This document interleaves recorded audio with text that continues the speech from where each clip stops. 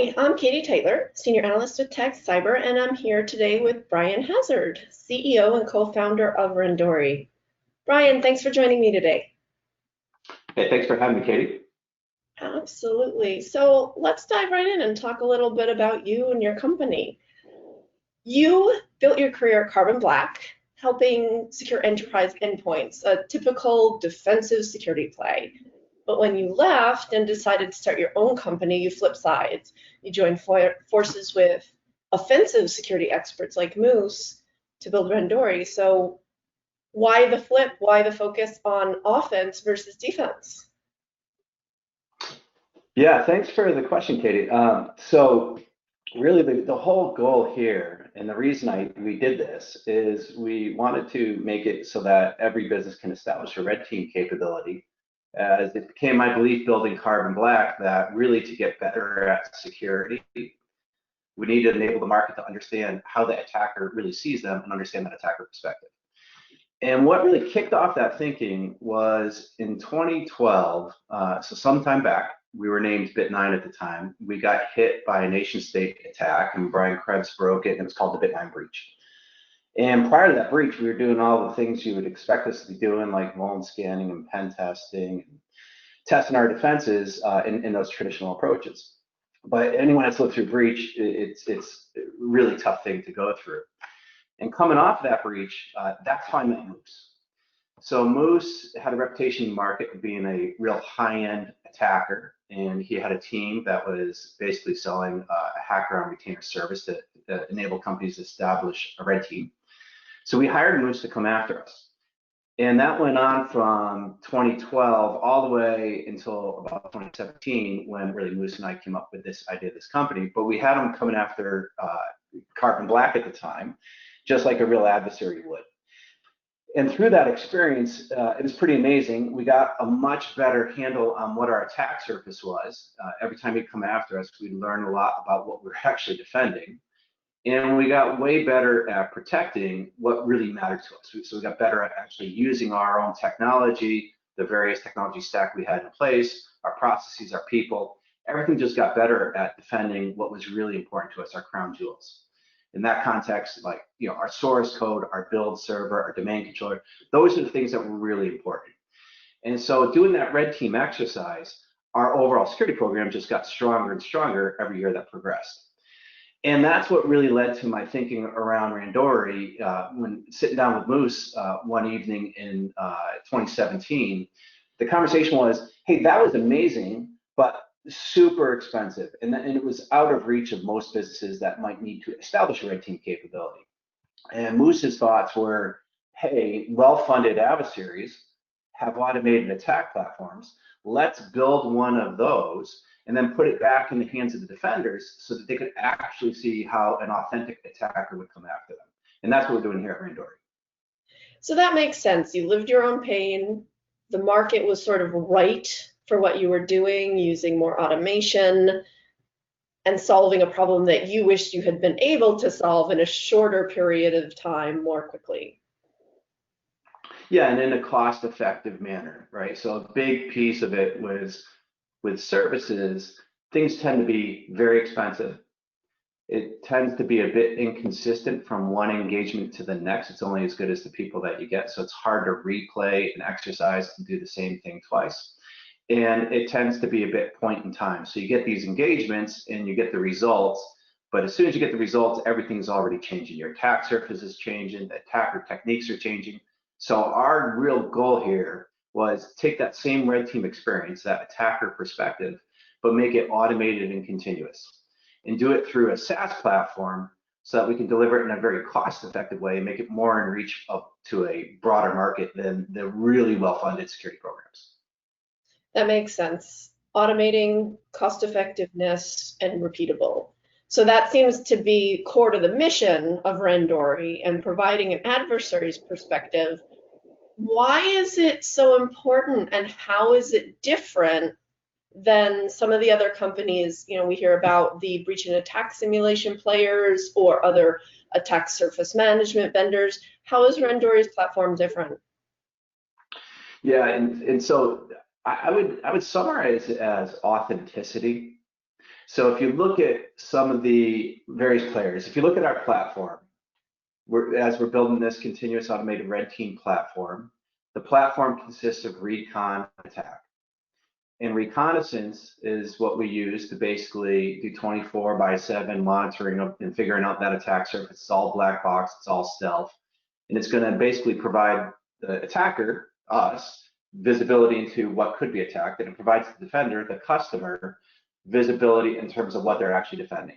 And it usually helps them get a better handle on their attack surface and then manage that risk. And they ultimately use that to start establishing authorization to manage scope for attack. The approach we take to it, so recon tends to compete in attack surface management market. So there's a number of vendors that are building solutions that are trying to basically, from an external position, figure out that attack surface. The fundamental difference in the way we do it versus what is historically the approach, a lot of folks will just index the whole internet and scan everything and then try to make sense of what you see and attribute it back to a business. The way we're building Randori is basically when, if you think about how Moose and his team used to go on engagements from prior years, they would start with center mass, like say a domain or an email address or whatever that piece of information is, and you'd work your way out. And what we're doing here at Randori, rather than scan the whole internet, we're reproducing the same techniques that the real attackers would do. The difference is we take the attackers, we get a bunch of computer science folks and some data science folks, and we automate it. So we're building this 24/7 attack platform in a way that's automating the real attacker techniques, but exposing that back to the customer, but really take an authentic approach to doing it.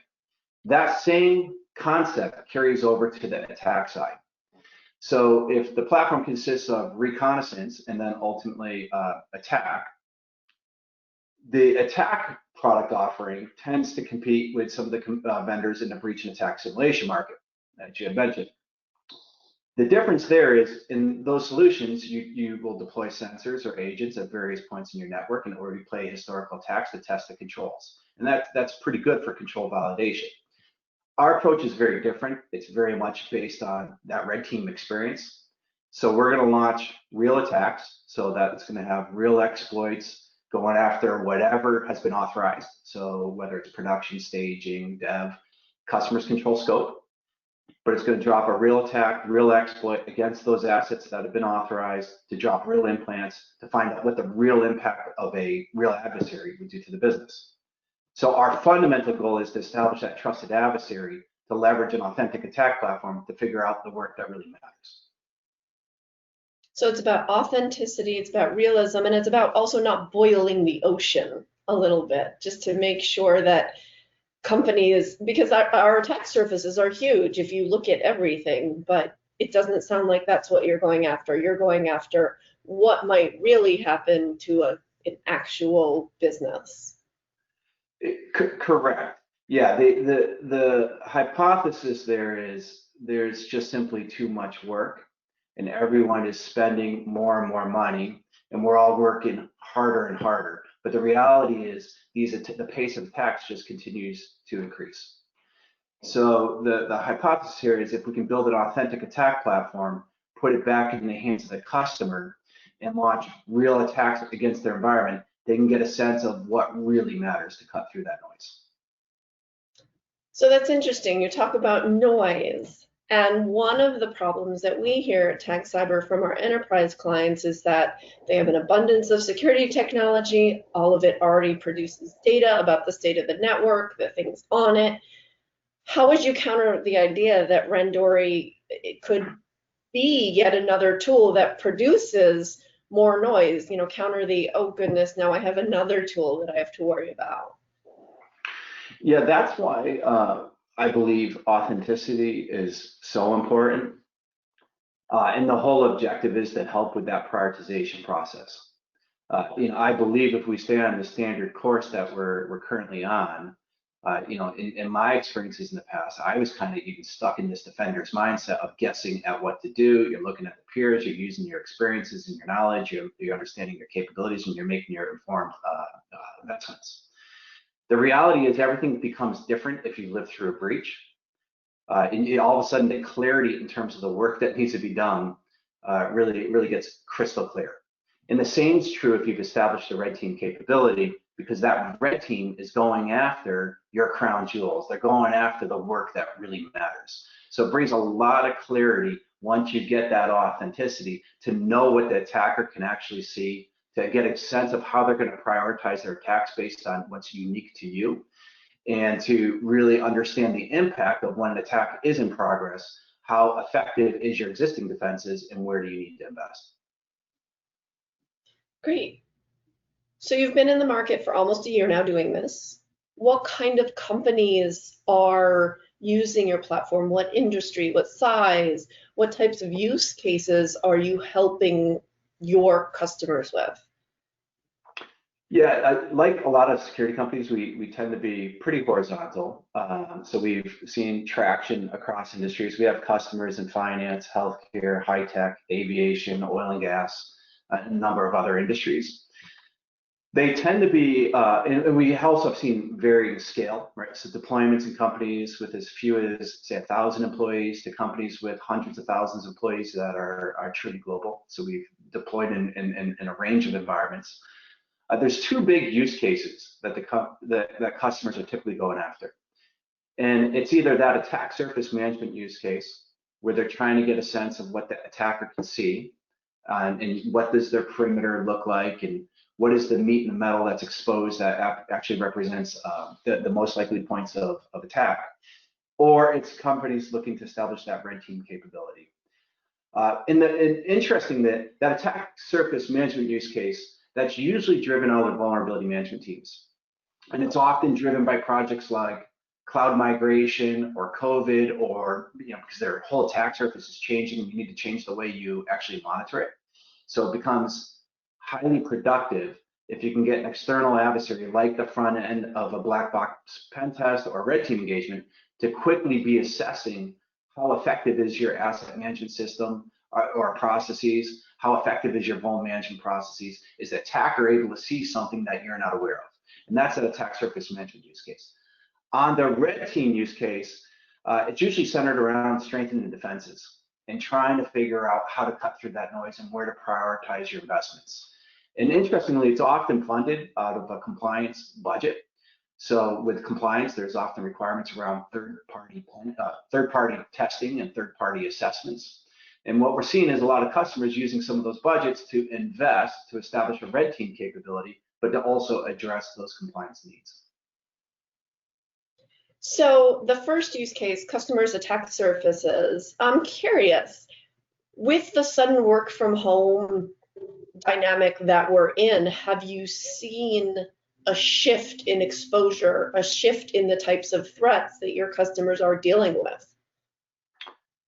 Yeah, so I would describe it as this with COVID and work from home, it's really accelerated trends that I believe we've all been seeing for a long time. So work from home, cloud migration, the Beyond Corp model, where basically everything's cloud and it's endpoint, and it's businesses are starting to look more and more like coffee shops with just endpoints and internet and everything's connected. It's fundamentally changing the way we defend our networks. And something like COVID, with COVID hitting this, only accelerated. We saw this, and it was basically an overnight type of thing. One of the challenges I would assert that I'm seeing in the install base is it just puts increased pressure, because this is all just happening even faster now. And operational mistakes, when everything is moving so fast, is easy to happen. So things like exposed interfaces, management interfaces that are internet facing then shouldn't be, or misconfigured server, or unsecured interfaces being externally exposed. That attack surface is changing so fast, this trend's just simply putting pressure on something that was already happening, and this is just increasing the need for automation and moving away from assessing what's going on in a point-in-time manner, but getting towards a more continuous approach. So in a traditional sense, given the pace of technology change, given how people use technology, is it even possible to manage the attack surface with traditional tools anymore? Yeah, and that's interesting, Katie. That is a great question, and something we spend a lot of time talking to our customers about. I think the answer is yes, but it also creates an immense amount of pressure, and we're not going to be able to do it the same way we used to do it. So When you think about traditional asset management and vulnerability management programs, they don't just simply translate to today's dynamic cloud and DevOps environments, right? So with cloud and DevOps, the pace of change, everything is moving so fast. The way we actually have to think about asset management, and asset management being the foundation establishing a vulnerability management program, the way we have to think about it is just simply changing. So this pace of technology change, this lack of time that we have, just puts pressure on getting ahead of this and predicting what's going to matter and focusing on the improvements that matter the most. I would assert it's no longer reasonable to keep a perfect inventory of every device. And it's also no longer reasonable to think that you're going to be able to patch every vulnerability. So if the strategy to defense is to patch everything, I'll assert that, that is simply not going to carry forward. And we got to get our security programs to be resilient in the face of these vulnerabilities and resilient in the face of a compromise. So that game, it shifted from one of control to more of one of risk management, and we're seeing a lot of interest from customers that are looking for solutions to help them effectively monitor and prioritize what is most critical to be addressed. Right, and that covers the shadow IT and the unknown asset exposure that can introduce vulnerabilities that people aren't even aware of. Shadow IT, what's really driving the adoption of this automated red team platform consisting of recon and attack, it's things like those blind spots and the misconfigurations and the process failures. Those are the things that are ultimately leading to a lot of these breaches, and it's just simply driving a lot of pressure in the market. I can imagine. And I can imagine you see some interesting things. Can you talk to us a little bit about some of the more interesting or scary things you've seen, the data that you're gathering from the platform that, should open people's eyes, the people who are watching and listening to this? Yeah, for sure. And it's interesting because when I was in the very early conversations with Moose around founding Randori, and he was describing what ultimately an authentic attack platform would look like, he was describing recon that needs to be built out leading up to attack.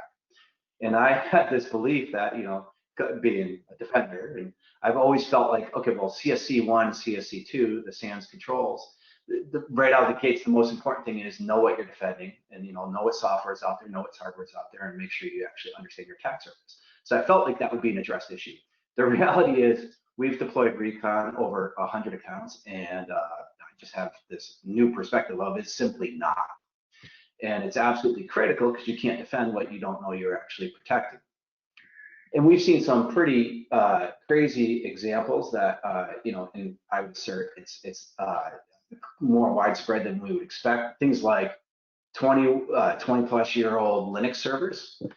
In that case, it was an organization that did some M&A. They acquired a business. The business wasn't managing their security. It was a smaller organization. Not everything was reported. And then what they thought they were defending, when you run a black box external assessment, when you show what the attacker can see from an external position, all of a sudden you find these things that are totally outdated and simply sitting out there on the perimeter.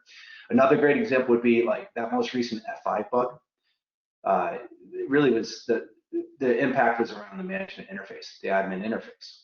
And you wouldn't expect that type of thing for F5 to be internet facing. And for most companies, it's not. And when you do see it externally exposed on the internet, that raises a lot of flags. And so you'll see that a lot.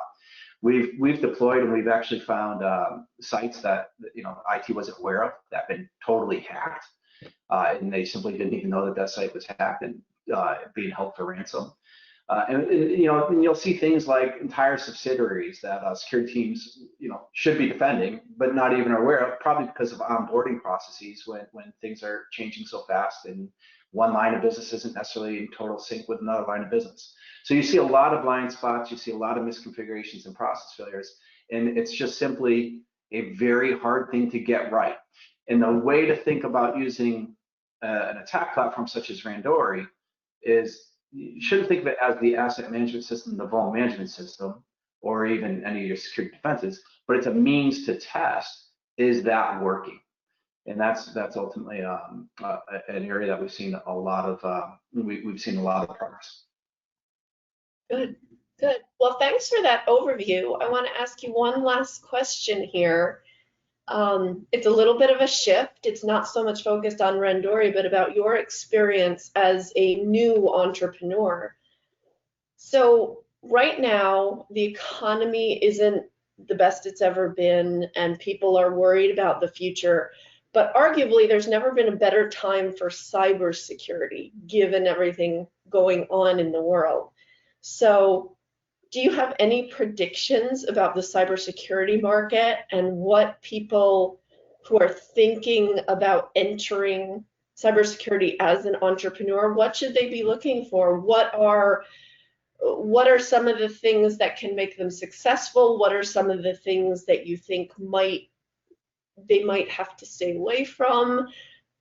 What do you think is going to happen in the next 6, 9, 12, 18 months? Yeah, that's a great question. Well, one thing I would encourage any entrepreneur thinking about cyber, whatever you're doing, it's got to be, you just think it's got to be 10x better.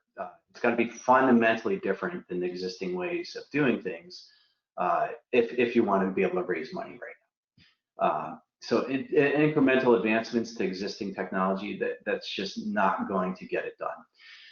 So fundamentally, you nailed it on the head. I would assert the problem statement. Cyber is only becoming a bigger challenge, and this new way of doing business is only creating more pressure. So there's immense opportunities as an entrepreneur to enter into cyber, and by no stretch did the existing approaches to defending our businesses is it working, right? So if you look at the CAGR and the spend in cyber, if you look at the work that we're applying trying to get better security, and you look at the pace of breaches, it just doesn't add up. So something has to fundamentally change, and the best way to drive that change is somebody to come in and do something totally different. And as long as you're focused in that perspective, I think it's a great time. Money can still be raised. So, we did our Series A and closed that round on April 1st. So it was like COVID, it was like the worst possible times when we started those discussions to be working to close money. But if you have a unique approach and you find really good investors that believe deeply in your vision, you can absolutely do it. And I'd say it has to be done, because if we don't make these investments and we continue on the current trajectories, obviously it's not working right now. Thank you so much for that. Brian, it has been a pleasure. We appreciate you coming on and talking to me and telling everyone who's watching a little bit about Randori. To those of you who are watching and listening, check out our friends at Randori. Go to their website. They have a great tool. They've been in the market a little over a year. Brian, thanks again. And everyone, join us again for another video. We'll be following up with Randori very soon. now. Thank you, Katie.